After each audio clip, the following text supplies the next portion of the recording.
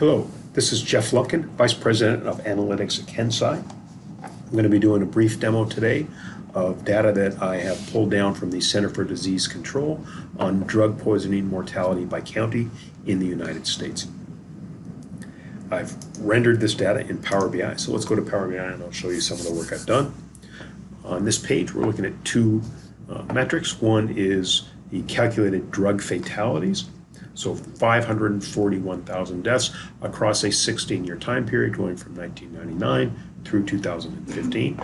We're also looking at buckets of mortality rate going from 0 to 2, 2.1 to 4, 4.1 to 6, all the way up to the highest bucket of greater than 30 deaths per 100,000 population.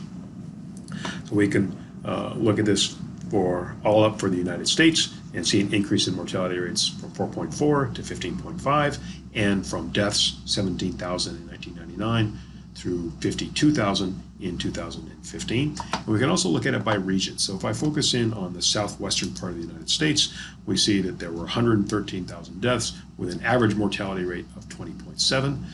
An individual state such as New Mexico has a very high mortality rate of 26.2 deaths per 100,000 in 2015. Another state that's been pretty badly affected is West Virginia.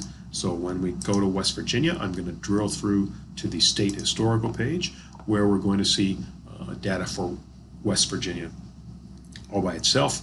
And we can select a particular county, in this case McDowell County in West Virginia. The map is going to show us that single county. And we'll get data on fatalities, number of deaths, as well as some U.S. Census data. We can come back out and now see all the counties in West Virginia and see that the highest mortality rates are really centered down in the southwestern part of the state. Here on this graph, we have two data points. One is the average mortality rate across 15 years. That's the blue columns. The lines show the deaths, the mortality rate in 2015. So you can see that there were 17 counties in 2015 that were at this highest mortality rate of greater than 30 deaths per 100,000. As I looked at this data, I became very intrigued by the number of counties that had hit this highest bucket or this highest mortality rate. So here on this greater than 30 page, I've plotted the number of counties by year that are at the highest mortality rate possible. So we see in 2001, there were 2 counties, 2005, 4 counties, 2010, there were 33 counties, and in the last year of our data set, we see 152 counties. So this is absolutely a geometric progression here. I also wanted to be able to map this data on a choropleth. So when I come to the choropleth page, we're going to be looking at all 3,000 counties in the United States and looking in the year 1999.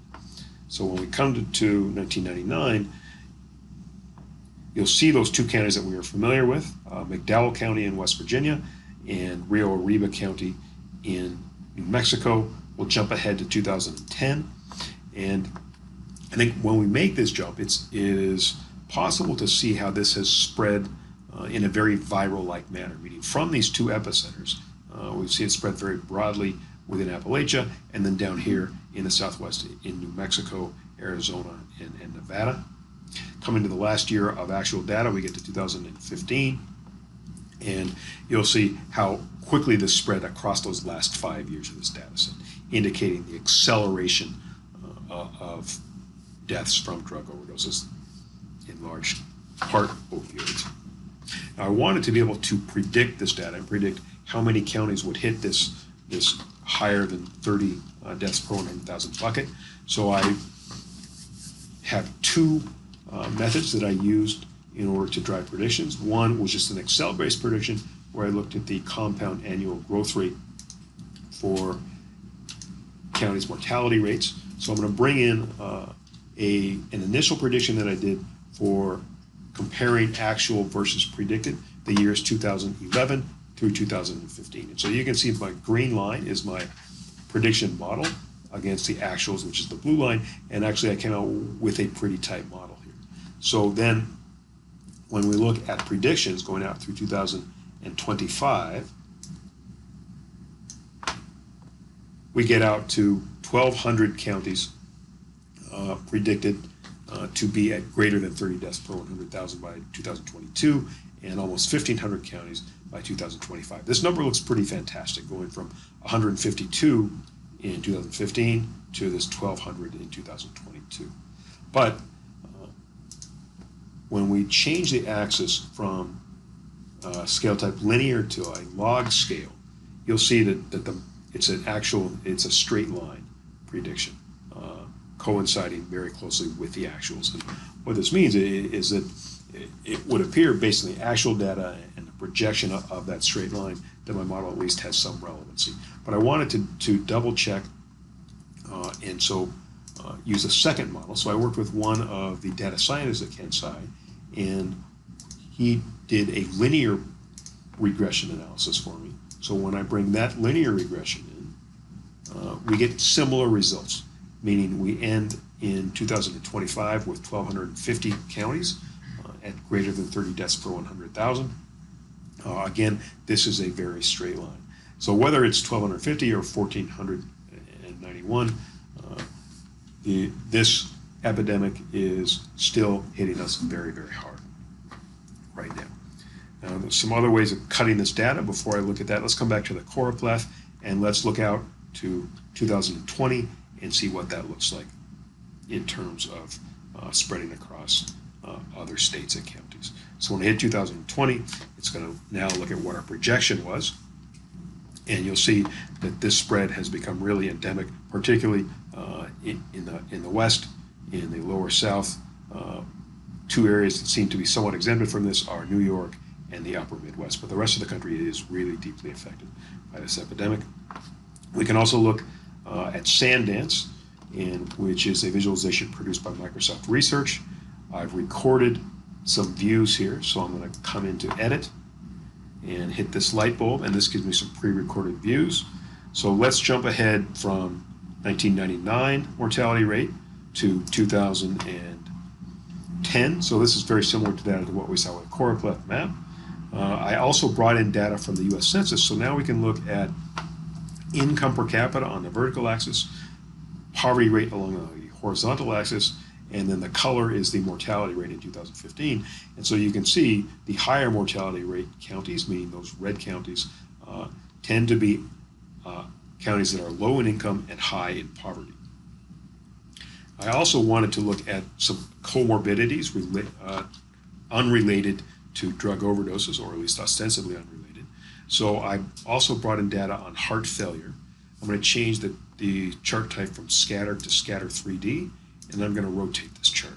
And when I do that, we're going to be looking at 5 different Americas. The top America is a group of counties where both heart failure mortality rates and drug overdose mortality rates are very high. So the top America, you see that Appalachia is one region where people are suffering from both of those morbidities.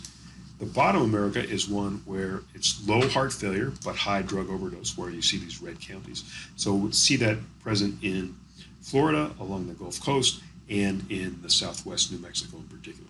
And what this means is that both of these problems, heart disease and drug overdoses, are very complex and very nuanced, and there's no one-size-fits-all solution towards solving these. And this is where data science brings a lot of promise, is being able to analyze complex problems and drive solution towards them. I also just wanted to take a quick look at mortality rate and drug overdoses. So here is the mortality rate in 2005 by income bucket. So this left column is the poorest quintile of counties in the United States. The right column is the wealthiest. And in 2005, you can see that 2 counties were at this very high rate. As we drill down, let's just jump ahead to 2015, the last year of real data. And here's where we see that while the poorest quintile of counties is most severely affected, every quintile of counties sees some at the highest mortality rate. So this problem is it's no longer just among poor elements of our society, it's affecting everyone in the United States. I hope this has been useful and interesting for you. Please feel free to reach out and contact me with any questions. Thank you very much.